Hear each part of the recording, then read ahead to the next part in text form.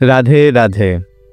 চলুন আজকের আপনাদের ठाकुर जी की बाल लीला, एत सुंदर मधुर लीला, कैसे कैसे गोकुल में उधम मचाते रहते हैं ठाकुर जी। ऐसे लीला सुनकर आप भी समझ नहीं पाओगे जे ऐसा ठाकुर जी लीला करते हैं। आहा हा हा, कत मधुर लीला, कत मधुर लीला। एक ब्राह्मण गोकुले यज्ञेर माध्यमे पूजा करछिलेन, होम यज्ञ करछिलेन। আর নান্নেসি বালক ঠাকুরজি তখন সাড়ে তিন বছর বয়স। তখন নন্দমহল থেকে যখন বেরিয়ে আসে ঠাকুরজি আর ওই ব্রাহ্মণ দেবতার কাছে যখন আসে, তখন ব্রাহ্মণ দেবতাকে বলছেন, আহা কত সুন্দর আপনি পূজা করছেন, যজ্ঞ করছেন। ঠাকুরজি সেই ব্রাহ্মণ দেবতার কাছে কি বলছেন যে আচ্ছা ব্রাহ্মণ দেবতা, এই হোম যজ্ঞ পূজা করে কি হয়? বলছে এইসব করলে মনের ইচ্ছা পূর্ণ হয়। তো ঠাকুরজি ভাবলেন আচ্ছা মনের ইচ্ছা পূর্ণ হয়, আহা হা হা, তাহলে তো আমরাও এরম পূজা করব, এরম যজ্ঞ করব। ব্যাস ব্রাহ্মণ দেবতাজির কথা শুনে চলে গেলেন।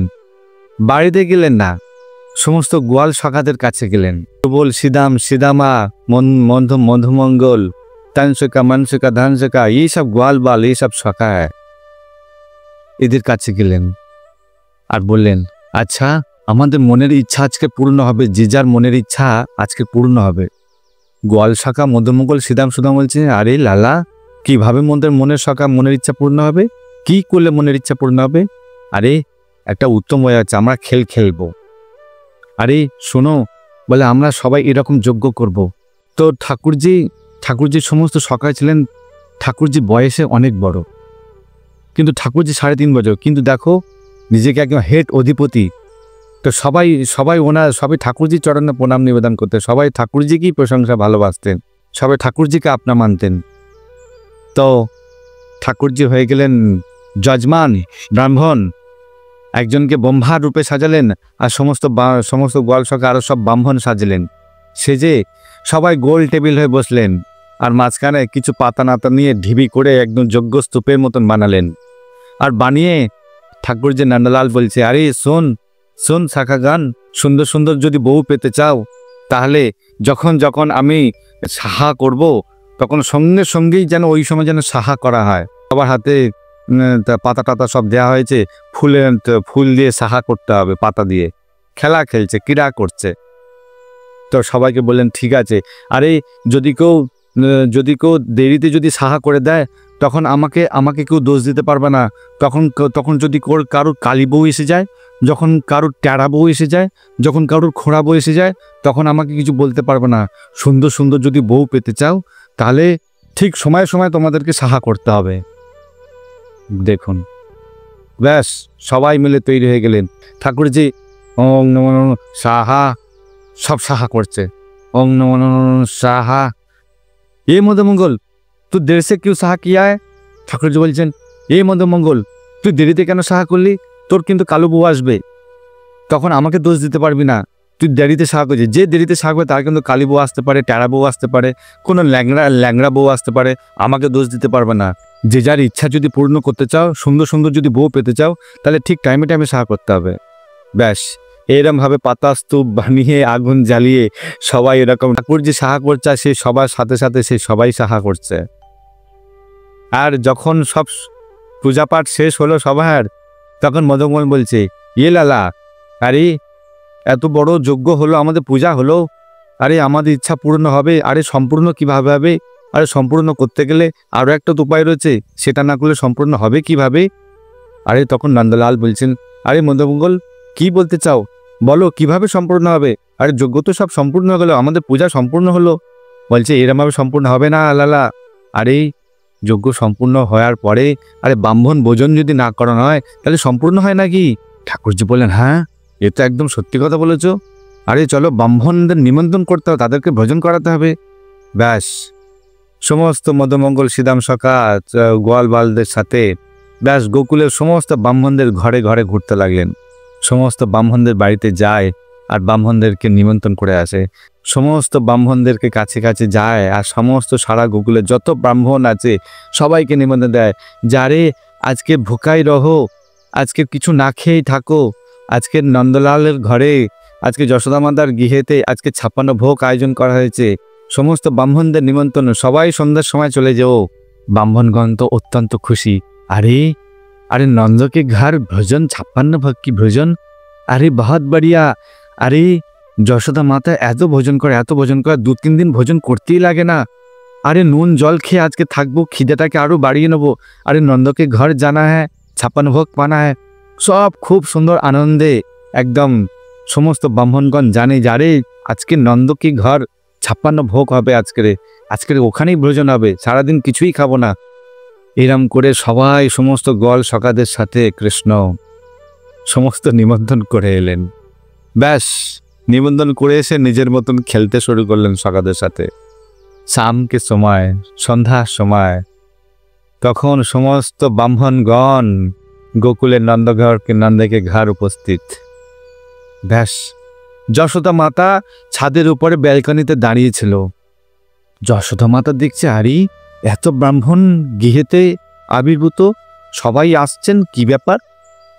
যশোদা মাতা তাড়াতাড়ি নিচে নামলেন আর ব্রাহ্মণকে প্রণাম জানালেন। হে ব্রাহ্মণ দেবতা, আপনাদের সবাইকে প্রণাম। ब्राह्मण देवता बोतल अरे यशोदा मैया, अरे बहुत जोर भूख लगी है, कुछ है तो दीजिए, वो बहुत भूखा लगी है।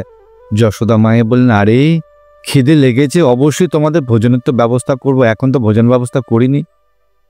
বলছে তোমরা কিভাবে এখানে এলে হঠাৎ করে, কে পাঠিয়েছে? তখন এক ব্রাহ্মণ বলছেন আরে মাইয়া, আরে তুমি জানো না, আমাদেরকে মজা করে বলছো, আরে তুমি কি জানো না কে পাঠিয়েছে?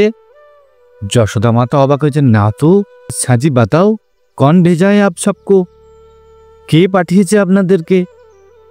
ব্রাহ্মণ দেবতা বলছেন আরে এই লালা আমাদের সাথে খেল রহে হ্যাঁ।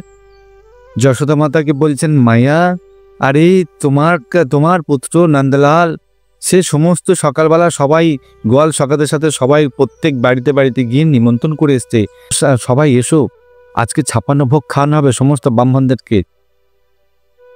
আরে আমরা তো জানি যশোদা মাতার ঘরে যখন ভোজনের নিমন্ত্রণ আসে তখন তা আমরা নুন জল খেয়ে সারাদিন না খেয়েই থাকি। আরে কখন যশোদা মাতার কাছে আসবো, এই গৃহেতে এসে আরে 56 ভোগ পাবো, সুস্বাদু ভোজন পাবো। যশোদা মাতা বলছেন আচ্ছা আমাদের লালাই কীর্তি করেছে, ঠিক আছে, আরে সেই যজমানকে তো খোঁজো যে তোমাদেরকে সবাইকে নিমন্ত্রণ করেছে, দেখি তো সে কোথায় আছে। সমস্ত ব্রাহ্মণদেরকে সাথে লালাকে খুঁজতে থাকলেন। যমুনার কিনারে সমস্ত গোয়াল সখাদের সাথে খেলছিলেন। মধুমঙ্গল দূর থেকে আরে ব্রাহ্মণের সাথে যশোদা মাইয়া আসছে। আরে লালা, আরে শোন তেরি মাইয়া आ रही है, মায়া आ रही है। নন্দলাল যখন ঘুরে ফেলতে আরে ব্রাহ্মণরা এরা কিভাবে এলো? আরে সত্যি তারা চলে এসছে বাড়িতে। মধুমঙ্গল সিধাম সুদাম বলছে আরে যশোদা মাইয়া নিশ্চয় রেগে গিয়েছে, ব্রাহ্মণ দেবতাদের সাথে আমাদের খুঁজতে আসছে। আরে লালা কুছ কিও, আরে নাহলে আমাদের খুব পিটন পড়বে। লালা বলছে আরে আমি একা পিটন খাবো কেন, আরে যদি আমিও থাপ্পড় খাই তোমাদেরকেও থাপ্পড় খেতে হবে। বলছে আরে লালা থাপ্পড় খাওয়ার আগে কিছু তো মিথ্যা টেথা বলে, অন্তত নিজেকে বাঁচানোর তো চেষ্টা কর, আমাদেরকে তো বাঁচানোর চেষ্টা কর। যশোদা মাইয়া যখন এলেন লালার কাছে, লালাকে বলছেন আরে লালা কি ব্যাপার, আজকের সন্ধ্যার সময় সমস্ত ব্রাহ্মণগণ এসে উপস্থিত। লালা বলছেন মায়া আমি তো জানি না কেন ব্রাহ্মণরা বাড়িতে এসছে, আমি তো কিছুই জানি না। যশোদা মাতা রেগে গেলেন, লালা তুই ফের মিথ্যা কথা বলছিস, কানটা ধরেছে। বল साजी बाता क्या किया हो, तुम सबको निमंत्रण भेजा 56 भोग भोजन पाने के लिए, सबको ब्राह्मण को निमंत्रण किया है, बोलो साजी बताओ। লালা বলছেন মা তুমি আমাকে মারবে না তো? বলছে না মারবো না, বলো আগে সত্যি করে বাতাও, সত্যি করে বলো কি হয়েছে। বলছে মাইয়া, বলছে আমরা পূজা খেলছিলাম, আর পূজা খেলা যখন শেষ হয়ে গেল তখন মধুমঙ্গল বলে আরে পূজা যখন শেষ হলো তখন সম্পন্ন কিভাবে হবে, তখন আমরা খেলার ছলে ব্রাহ্মণদেরকে নিমন্ত্রণ করলাম, আরে ব্রাহ্মণকে ভোজন না করালে আরে পূজা সম্পন্ন হয় নাকি? আরে মাইয়া আমরা এরকম পূজা খেলছিলাম, আর পূজা খেলার ছলে খেলতে আমরা ব্রাহ্মণদেরকেও খেলার ছলে নিমন্ত্রণ করেছি যে 56 ভোগ এসে খেয়ে যাও, তোমাদেরকে নিমন্ত্রণ করা হলো।